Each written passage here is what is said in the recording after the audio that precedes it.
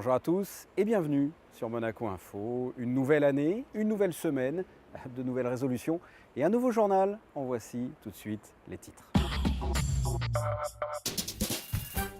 Avec une édition consacrée à l'aspect caritatif de la principauté. Tout d'abord, le Monaco Collectif Humanitaire, une grande chaîne de solidarité avec en son sein de nombreuses associations. Payer 2 cafés, en boire un et offrir le deuxième à une personne dans le besoin. Voici l'objectif du café suspendu, un principe qui se développe à Monaco. Humanitaire toujours, les anges gardiens de Monaco viennent en aide aux plus démunis. Cette année, l'association a franchi une nouvelle étape en offrant un toit à une famille, c'est ce que vous verrez.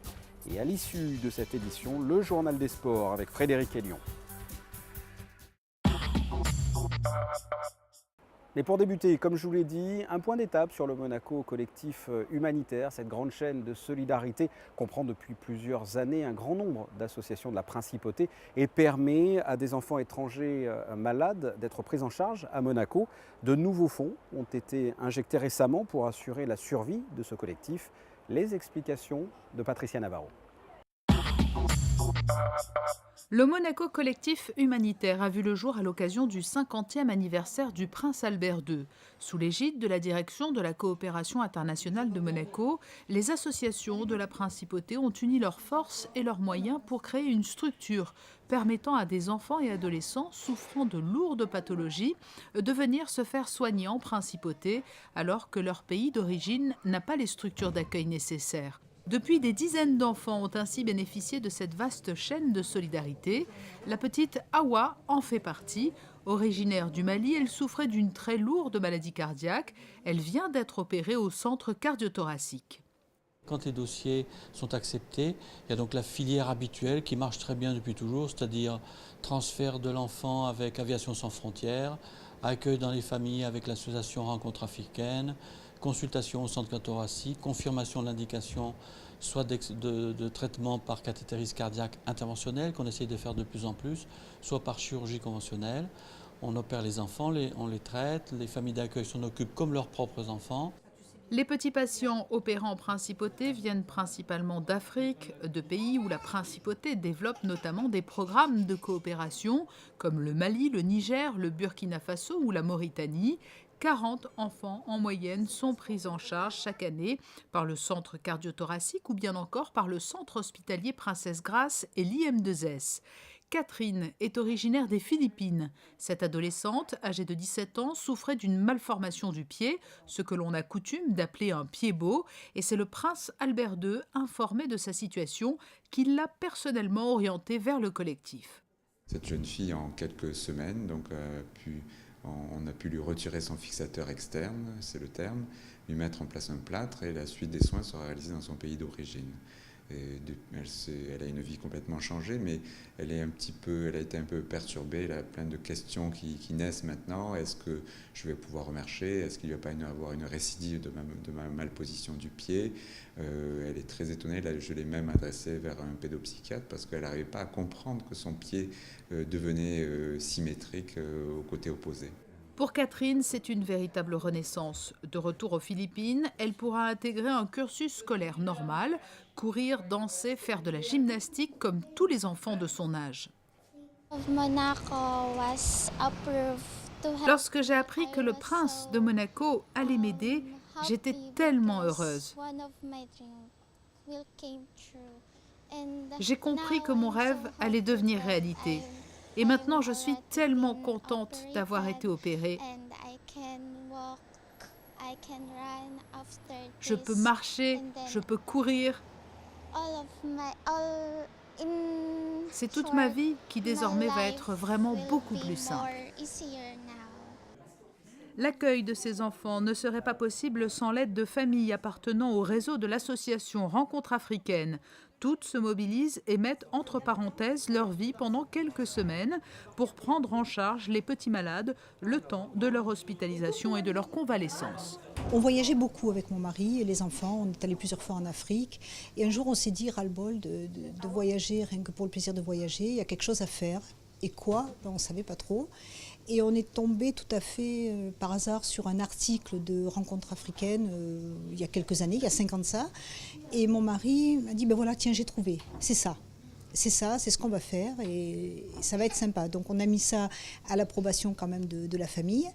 Et l'aventure a démarré il y a 5 ans. Et depuis, en effet, c'est le 10e enfant qu'on accueille. Nous, on ne perd pas de vue le fait que c'est un enfant qui vient là et qui va repartir. Il a son papa, sa maman, son pays, sa culture. C'est un petit moment de notre vie, aussi bien pour lui que pour nous. Et après, il repart et c'est super. Le meilleur moment, c'est quand il repart finalement, parce que c'est réussi. Et c'est une expérience très enrichissante pour moi-même, ma famille, mes enfants, parce que c'est une ouverture vers les autres. Il faut se comporter comme si c'était nos propres enfants, et donc on est à leur disposition, et il faut aller constamment à l'hôpital et vraiment être avec eux tout le temps. Ce n'est pas trop difficile lorsqu'ils repartent chez eux? Pas du tout, parce qu'ils sont heureux de rentrer chez eux, et nous ne sommes qu'un chaînon de cette chaîne de solidarité. Le Monaco Collectif Humanitaire a reçu d'importantes donations récemment de la part du couple princier, mais également de la Fondation Niarchos, de la Société Saint-Vincent de Paul, de Caritas ou de Children and Future. Cela va lui permettre de poursuivre son œuvre sereinement pendant au moins 2 ans. Au fil des années qui passent, on a effectivement l'heureuse surprise de constater que c'est une opération qui a tendance à s'inscrire dans la durée. C'est la preuve que lorsque les forces sont unies, évidemment, l'efficacité en est renforcée. Et je crois que c'était le vœu depuis toujours de la principauté d'essayer d'avoir effectivement un message, quand c'est possible, unique et collectif. Là, dans le domaine humanitaire, il est certain que ça donne plus de poids et surtout, ça permet surtout à chacun d'avoir le sentiment d'une implication plus forte au service des autres. De ce point de vue-là, je pense que c'est très profitable. Mais pour parfaire l'action du Monaco Collectif Humanitaire, l'ambition est aussi aujourd'hui de mener à bien des missions de formation pour qu'à terme, tous ces enfants puissent être soignés dans leur pays. C'est la raison pour laquelle des médecins et des personnels médicaux viennent régulièrement se former dans les établissements de soins de la principauté et des centres de santé reçoivent l'aide de Monaco dans des pays tels que la Mauritanie.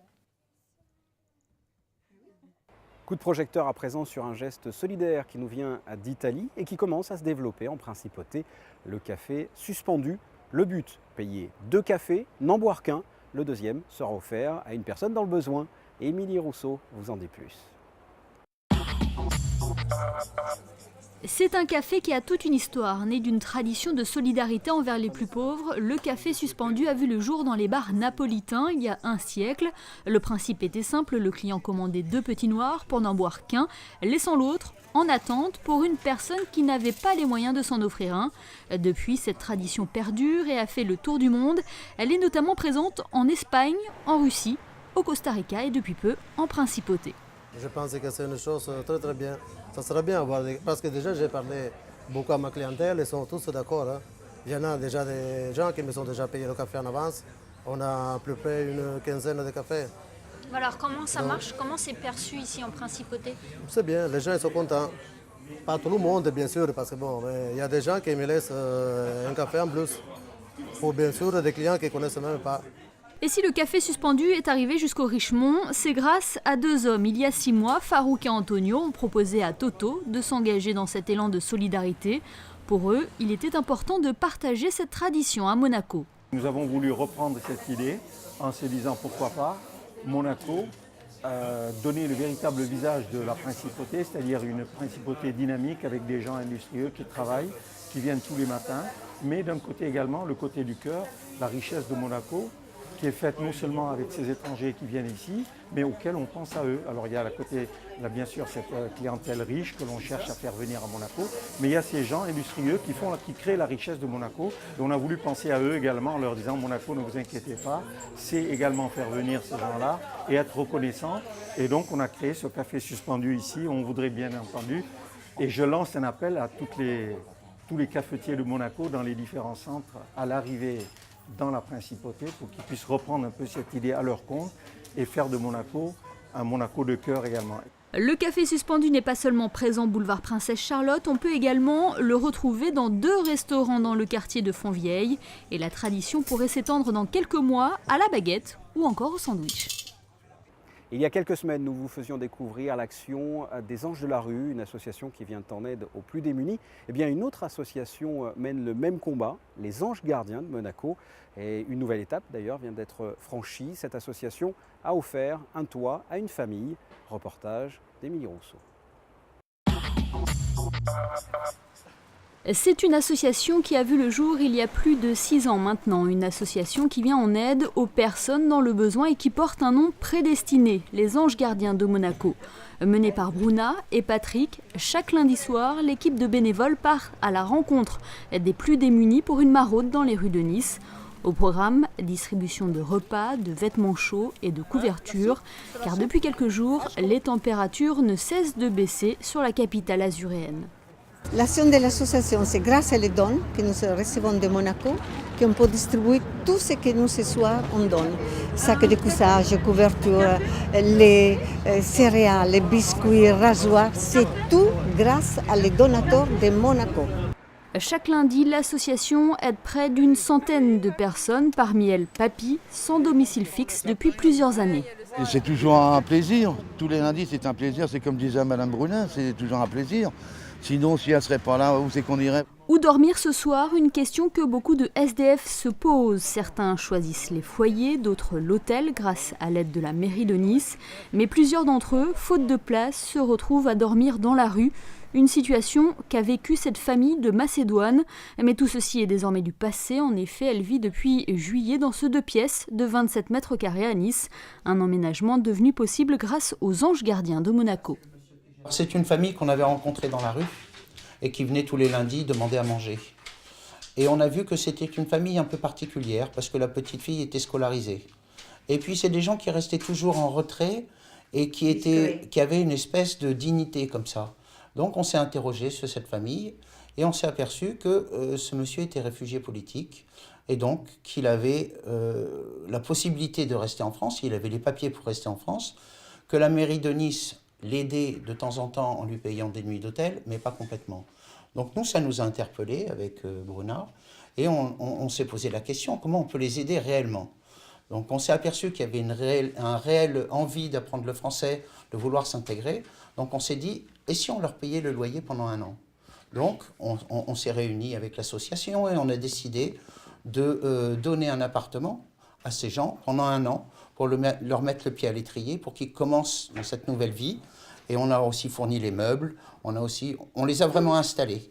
La famille prend en charge une partie du loyer grâce aux allocations perçues. Elle est aussi suivie par une assistante sociale dans toutes les démarches qu'elle peut entreprendre. Sans ce soutien de l'association monégasque, Mickey et sa famille n'en seraient pas là aujourd'hui. Elle nous a libérés de beaucoup de choses. Parce que si vous n'étiez pas là pour nous payer pour 1 an, nous on ne pouvait pas en fait avancer. Oui, comme ça, voilà. Avancer. Parce que eux, avec leur aide, ils avaient payé pour nous 1 an. Nous avons pu acheter des choses pour notre maison. Prochaine étape pour cette famille, trouver un emploi pour pouvoir ainsi voler de ses propres ailes. On referme cette page solidarité et on passe à la météo. À commencer par mardi, peu de changements, pas de pluie, quelques nuages et de belles apparitions de soleil. Les températures sont agréables, de 10 à 15 degrés. Mercredi, encore une belle journée, sans nuages ou très peu. Alors que les États-Unis battent des records de froid, ici les températures sont plus automnales qu'hivernales, de 10 à 16 degrés. Jeudi, les nuages seront un peu plus présents, sans réelle dégradation. Les températures restent supérieures au normal, de 11 à 14 degrés. Et enfin vendredi, des nuages le matin et du soleil l'après-midi. Il fera de 10 à 14 degrés. Ce journal est terminé. Merci de l'avoir suivi. Dans quelques instants, votre journal des sports avec le grand Frédéric Hélion. À très bientôt. Au revoir. Et parlons à présent du club de futsal de Monaco. Ce sport est totalement différent du football à 11 puisqu'il se pratique en salle, comme son nom l'indique. Une équipe monégasque existe depuis 6 ans maintenant. Alors quelle est la particularité de cette discipline et quelles sont les ambitions du club monégasque? La réponse avec Fabien Bonilla. Le futsal est né dans les années 30. L'idée de départ était de créer un nouveau sport avec ses propres règles beaucoup plus strictes, dans le but d'éduquer les jeunes adultes et de les rendre solidaires. Un ballon au pied, des dribbles, des passes et des shoots face à un gardien. Hormis la surface, ça a l'odeur, ça a la couleur, ça ressemble au football traditionnel et pourtant, ça n'a rien à voir. Le futsal, le ballon est plus lourd, il s'écrase, il ne rebondit pas. Donc voilà déjà une. Le joueur de 11, quand il vient, justement, le reconnaît de suite, il traverse le terrain, il frappe. Il sait faire que ça. Donc voilà, il pense qu'on vient du 11, on passe en salle, c'est facile. Non, c'est tout faux. Comme les entraîneurs qui forment en 11 et qui viennent en salle, c'est pas possible. Il y a des bases, il y a tout.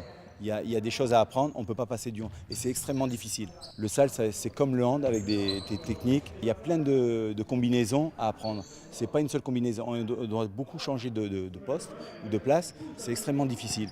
Et c'est cardio, physique, très physique. Donc on ne joue pas 1 heure sur le terrain, c'est impossible. Ni les 20 minutes, on rentre, on sort, on rentre, on sort. Voilà, c'est constamment. 4 joueurs de champ plus un gardien, ce sport est très physique. Le match se dispute en demi-temps de 20 minutes chacune. Le futsal compte près de 200 millions de pratiquants à travers le monde, sans oublier la trentaine de licenciés au sein du club de Monaco. La moyenne d'âge au sein de ce club, environ 20 ans. En fait, au début, je faisais du foot à 11. Et après, avec les études, j'ai arrêté. Et comme le futsal, c'était proche de chez moi et que voilà, j'aimais le foot, donc je me suis inscrit et dès le début, ça m'a plu. Voilà, le physique, le jeu, on peut faire des passes, des dribbles, on joue, voilà, et c'est physique. Et donc voilà, ça m'a plu directement. L'intensité, la rapidité du jeu, c'est le mouvement, tout le monde est actif, c'est ça qui me plaît. L'équipe de futsal à Monaco a vu le jour en 2007. C'est tout récent pour un sport qui existe depuis 83 ans. L'entraîneur a cependant quelques objectifs. L'objectif, c'est qu'on forme une très bonne équipe de Monaco Futsal. Donc voilà. Il faut savoir que le PSG vient de lancer son équipe, Paris Saint-Germain. Donc on va essayer de faire un match amical contre eux. Donc le PSG a recruté dans toute la région parisienne. C'est avec les Qatariens, donc voilà. Ensuite, nous, on veut avoir une équipe comme l'AS Monaco ou autre, mais en futsal, puisqu'il y a la Ligue française qui est première division. Donc l'objectif, c'est que Monaco soit bien représenté. Le club est jeune, difficile encore de connaître le niveau de cette équipe et pour parfaire leur technique et emmagasiner un maximum d'expérience, les joueurs monégasques organisent régulièrement des rencontres avec des clubs étrangers tout au long de l'année. Et dans le reste de l'actualité sportive, en bref, il a mis les voiles. Samedi à 14 h, Pierre Casiraghi s'était lancé pour sa première course transocéanique, Cape to Rio. Départ de Cape Town en Afrique du Sud, donc pour cette course de 3300 milles nautiques. Pierre Casiraghi fait équipe avec le navigateur italien Giovanni Soldini sur Maserati. Vous pouvez suivre le parcours de l'équipage qui représente le Yacht Club de Monaco sur ce site www.maserati.soldini.it. Lui aussi s'était lancé pour un long périple. David Casteux a entamé son 10e Dakar ce week-end. Le pilote licencié au Motoclub de Monaco pointe à la 13e place sur sa KTM après la première étape à 5 minutes 32 secondes de Johan Barré-Dabort. Et focus maintenant sur un tout jeune sportif de la Principauté. Il s'est particulièrement bien illustré dans les sports boules en décrochant la 3e place lors des derniers championnats du monde dans la catégorie moins de 18 ans. Son nom, Gianni Bresciano. Voyez son portrait, il est signé Fabien Bonilla. À seulement 13 ans, et c'est exceptionnel, Gianni Bresciano, médaillé de bronze des championnats du monde des moins de 18 ans en tir de précision. Quasiment tous ses concurrents étaient plus âgés que lui lors de cette compétition qui s'est déroulée à Martigues en novembre dernier. C'était un peu inespéré, vu mon jeune âge, mais j'ai fait beaucoup d'expérience et j'ai pris énormément de plaisir. Je pense que principalement un bon joueur doit faire preuve de concentration et il doit être très fort mentalement. Il faut faire preuve d'adresse et de coordination. Gianni Bresciano a débuté le sport boule il y a seulement 3 ans. Une vingtaine de jeunes de son âge s'entraînent avec lui. Ce jeune Italo-Belge est une locomotive pour ses camarades au sein du club bouliste du Rocher. C'est un joueur qui est très complet. C'est vrai qu'à la fois il a des qualités techniques, des qualités physiques et des qualités mentales qui pour un jeune de 13 ans et demi est incroyable. Disons qu'il fait preuve d'une maturité extraordinaire, quoi, voilà. Donc c'est vrai que c'est un joueur qui est là depuis 3 ans. Et puis donc moi personnellement il me surprend à chaque séance, à chaque entraînement. Sur le plan physique, je lui impose des charges de travail énormes et pour autant il en redemande. Donc c'est impressionnant sur le plan physique. Sur le plan technique, il est aussi très pointu, mais chaque fois il est à l'écoute et il est dans un souci de progression constante. Des rêves plein la tête ainsi qu'un réel potentiel. Gianni Bresciano compte bien tenter sa chance et pourquoi pas monter sur une marche encore plus haute du podium en septembre prochain pour les championnats du monde de 2014.